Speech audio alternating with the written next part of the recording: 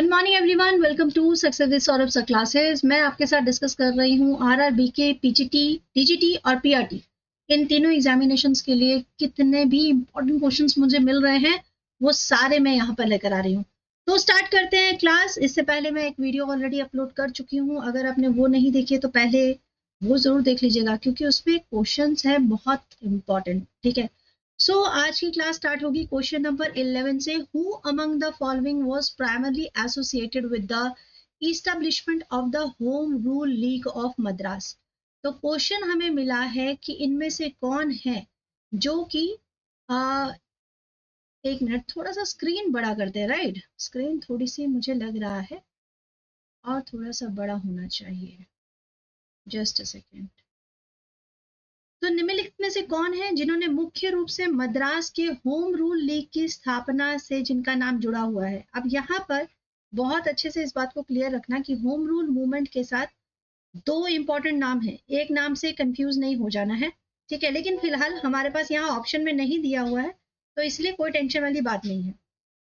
यहाँ ऑप्शन में आपके पास है कि Annie Besant, Sarojini Naidu, madam Bhikaji Cama और मातंगिनी हाजरा। ये चारों बहुत इंपॉर्टेंट है, इन चारों के बारे में मैं आपको बताऊंगी, लेकिन बहरहाल पहले होम रूल लीग की बात कर लेते हैं। तो home rule league movement start हुआ था मद्रास में और मद्रास का नाम लिया गया है, इसीलिए आंसर आपके सामने एकदम क्लियर होगा। Annie Besant is the right answer. ठीक है, option number 4 Annie Besant right answer है। अब इन सारे जो इंपॉर्टेंट पर्सन हैं इनके बारे में जान लेते हैं। होम रूल लीग जो है स्टार्टिंग कब है? 1916 में ये कैंपेन स्टार्ट किया गया था, जिसका मतलब है सेल्फ गवर्नमेंट होनी चाहिए इंडिया में। और एनी बेसेंट जो है ये फर्स्ट वुमेन है जो कि इंडियन कांग्रेस, नेशनल कांग्रेस की प्रेसिडेंट बनी थी, वुमन प्रेसिडेंट। ठीक है, कब बनी थी?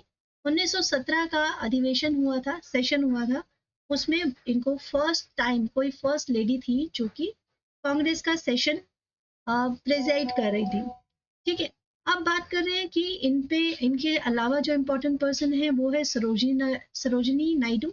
सरोजिनी नायडू को नाइटिंगेल ऑफ इंडिया भी कहा जाता है। ठीक है, नाइटिंगेल ऑफ इंडिया भी कहा जाता है। तो ये सारे इंपॉर्टेंट पॉइंट्स है, क्वेश्चंस तो किसी के बारे में आ सकता है।